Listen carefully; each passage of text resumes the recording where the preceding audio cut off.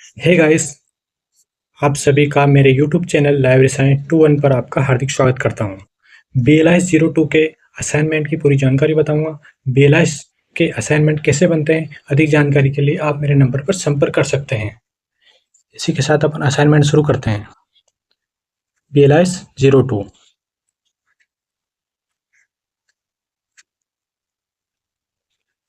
BLIS 02 इस subject का नाम है library classification and cataloguing theory. ये असाइनमेंट भी 30 नंबर का है।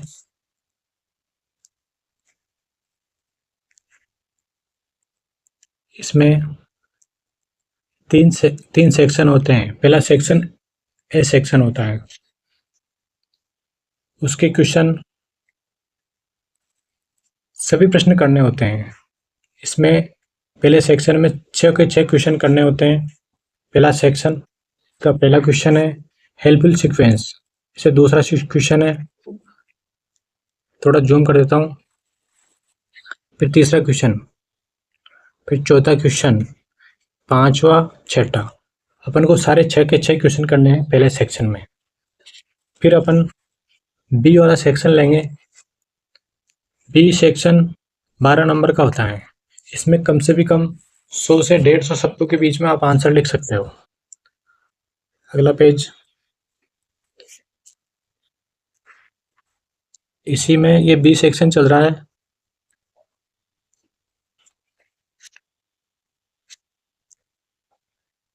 इसमें अपन को किन्हीं 4 प्रश्नों के उत्तर देने हैं।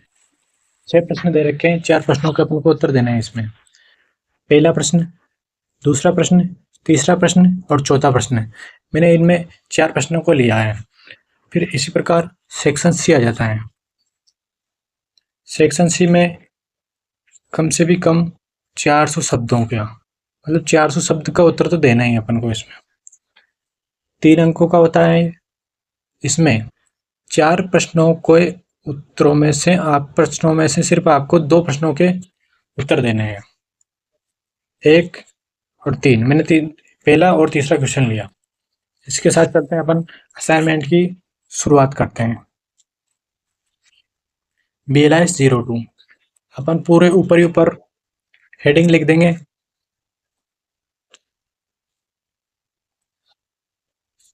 BLIS 02 BLIS 02 का कौन सा सब्जेक्ट है? Library classification and cataloguing theory. इसमें अपन पहला सेक्शन शुरू करते हैं। जैसे उसमें मैंने आपको बताया था कि पहले सेक्शन में, फर्स्ट सेक्शन में ए में अपन को 6 के 6 क्वेश्चन करने होते हैं। तो अपन के 6 के 6 क्वेश्चन ले लेते हैं। पहला क्वेश्चन सहायक अनुक्रम। दूसरा क्वेश्चन ट्रिपल के अनुसार मेन एंट्री के क्या अनुच्छेदों से क्या सूचनाएं अंकित की जाती हैं। इसी प्रकार तीसरा क्वेश्चन ले लेंगे।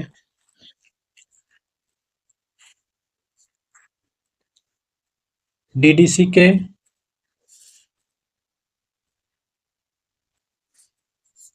1900 संस्करण, टेबल फर्स्ट एवं टेबल सेकंड का नाम लिखना है।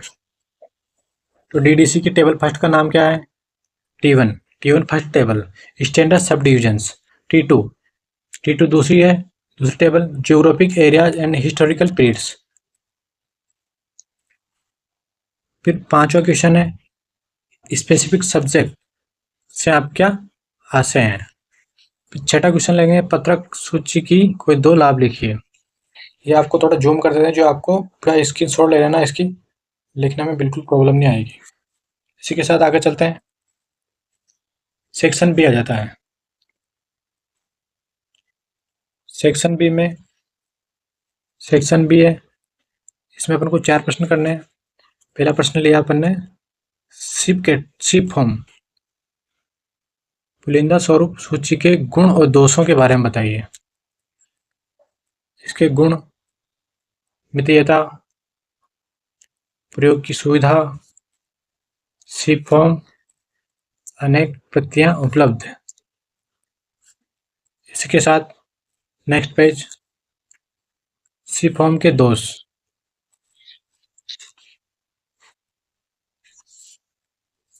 सीपॉम के दोष, सामग्री की बर्बादी। अब अपन इसमें दूसरा प्रश्न लेंगे, अंकन के प्रकारों का उदाहरण सहित वर्णन कीजिए। अंकन अंकन कितने प्रकार के होते हैं? अंकन 2 प्रकार के होते हैं, प्योर नोटेशन और mixed notation. Pure notation pure notation अंकन वैसे अंकन को कहा जाता है जिसमें एक ही तरह का चिन्ह का प्रयोग किया जाता है, जैसे 0 9 तक या ए से जेड तक आदि, इसमें किसी एक ही तरह का चिन्ह का प्रयोग में लाया जाता है। जैसे डीडीसी, डीडीसी में शुद्ध अंकन का प्रयोग किया जाता है। डीडीसी में अंकन के लिए 0 से 9 तक का प्रयोग किया गया है। मिक्स्ड अंकन, इसी प्रकार मिक्स्ड अंकन ले लेंगे।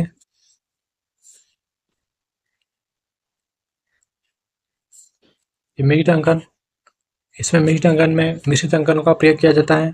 0 से 9 का भी ले सकते हैं अपन, जैसे जेड और सेमीकोलन, स्टार, एंड कोलन और सेमीकोलन आदि का प्रयोग एक साथ किया जाता है। इस तरह के अंकन में कई चिन्हों का प्रयोग होता है।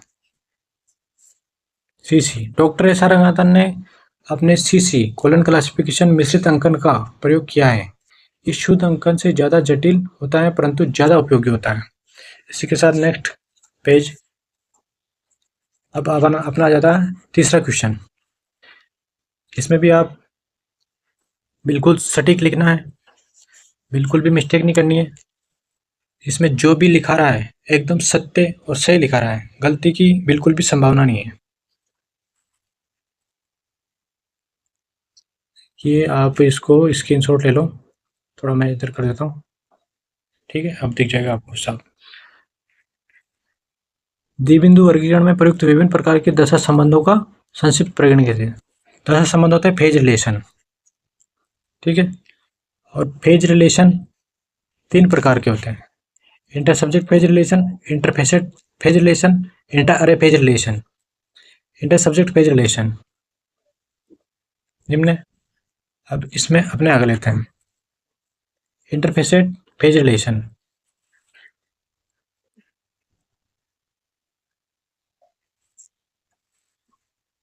जैसे इंटरफेसेट फेज रिलेशन हो गया और इंटर अरे फेज रिलेशन। उसके आगे संघ सूची क्या है?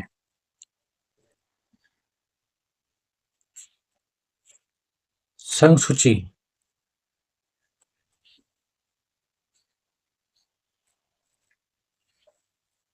संघ सूची क्या है? ये पुस्तकालयों के लिए किस प्रकार उपयोगी है? संघ सूची, और संघ सूची के पुस्तकालय के लिए निम्न प्रकार से उपयोगी है, ठीक है। इसका थोड़ा मुझे देख लो, आगे चलते हैं। सेक्शन सी, सेक्शन सी में अपन इसमें विशेष ध्यान रखना है, 400 से 500 शब्दों में अपन इसका जवाब लिख सकते हैं, मतलब कम से भी कम 3 पेज तो भराना ही चाहिए। आप पेज कम भरने की कोशिश मत करना, क्योंकि फिर कम पेज भरोगे तो कम नंबर मिलेंगे। सेक्शन सी, सेक्शन सी द्विबिंदु वर्गीकरण पद्धति कोलन क्लासिफिकेशन स्कीम, इसका 6 रिवाइज एडिशन के बारे में अपन को वर्णन करना है। 6 रिवाइज एडिशन 1963 में आया था। इसकी विशेषताएं, 6 रिवाइज एडिशन 1963 में इसके 3 पार्ट हैं। Part first rules, part second rules तो फर्स्ट हो गया, शेड्यूल ऑफ क्लासिफिकेशन तीसरा है, इंडेक्स।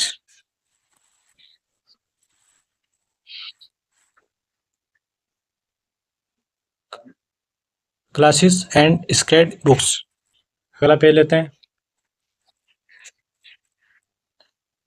तथा शेड्यूल अनुसूचियों के प्रयोग संबंधी सामान्य नियमों व विभिन्न विषयों डिवाइस का प्रयोग किया गया है। Call number, class number, book number, collection number, foundation, fundamental category, canon classification, principle help sequence, main class, common isolate, time space and language isolate, classic device, last में इंडेक्स दे रखा है। ठीक है, पार्ट 2 ये पहले पार्ट हो गया, ये सेकंड पार्ट। इसी के साथ अपन नेक्स्ट पेज पे आते हैं। इंडेक्स 4 पार्ट 3, अभी पार्ट 3 आ जाएगा, क्लासिक एंड स्क्रेड बुक्स। ठीक है, थोड़ा सा आगे चलते हैं अपन इसको आप स्क्रीनशॉट ले लेना। बिल्कुल आप एकदम सटीक है जो भी जानकारी इसमें लिखा रही है। 6 रिवाइड एडिशन 1963 में मेन क्लास निम्न परिवर्तन किए गए थे। मेन क्लासों के परिवर्तन किए गए थे, 6 एडिशन में ये था, फिर उसके बाद में रिवाइड में ये आ गया।